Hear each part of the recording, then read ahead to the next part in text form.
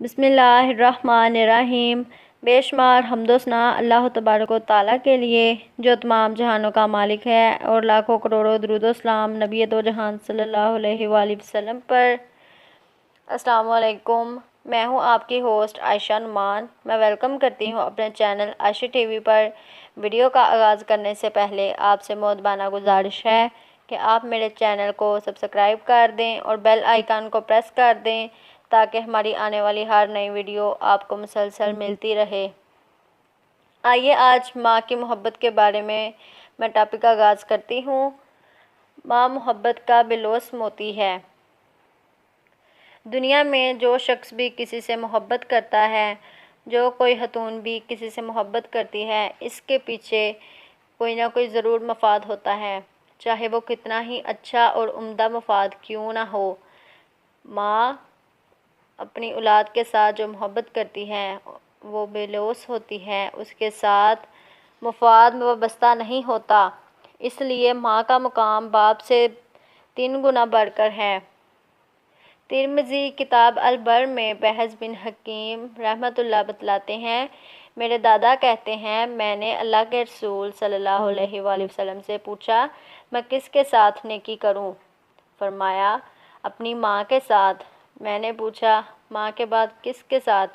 فرمایا اپنی ماں کے ساتھ۔ میں نے عرض کی حضور صلی اللہ علیہ وآلہ وسلم پھر کون؟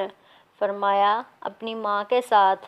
میں نے پوچھا حضور صلی اللہ علیہ وآلہ وسلم پھر کس کے ساتھ؟ فرمایا باپ کے ساتھ، اور پھر درجہ بدرجہ جو قریبی ہو۔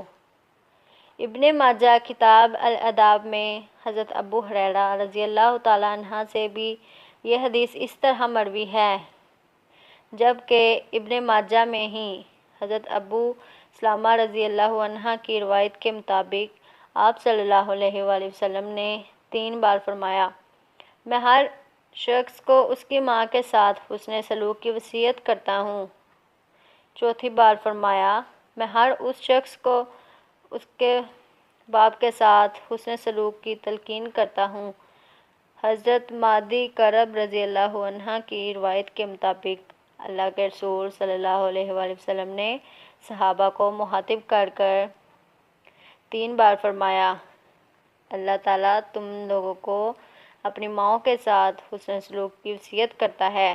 1 بار فرمایا اللہ تعالیٰ تم لوگوں کو اپنے باپوں کے ساتھ حسن سلوک کی وصیت فرماتا ہے۔ حضرت ابو امامہ رضی اللہ عنہ کہتے ہیں ایک شخص نے رسول اللہ صلی اللہ علیہ وآلہ وسلم سے پوچھا اے اللہ کے رسول صلی اللہ علیہ وآلہ وسلم اولاد پر ماں باپ کا کیا حق ہے؟ اس پر آپ صلی اللہ علیہ وآلہ وسلم نے فرمایا حق کی بات کیا کرتا ہے؟ بات کہیں آگے کی ہے، اور وہ یہ ہے کہ ماں باپ تیری جنت اور تیری جہنم ہیں، یعنی ان کے ساتھ حسن سلوک کرے گا تو تو جنتی ہے، انہیں ناراض کرے گا تو تو جہنمی ہے۔ اے بہن بھائیو، میرے حضور صلی اللہ علیہ وآلہ وسلم کے الفاظ ملاحظہ کر لو، ہما جنتک و نارک۔ یاد رہے مندرجہ بالا تمام احادیث کا تعلق ابن ماجہ کے ابواب الاداب سے ہے۔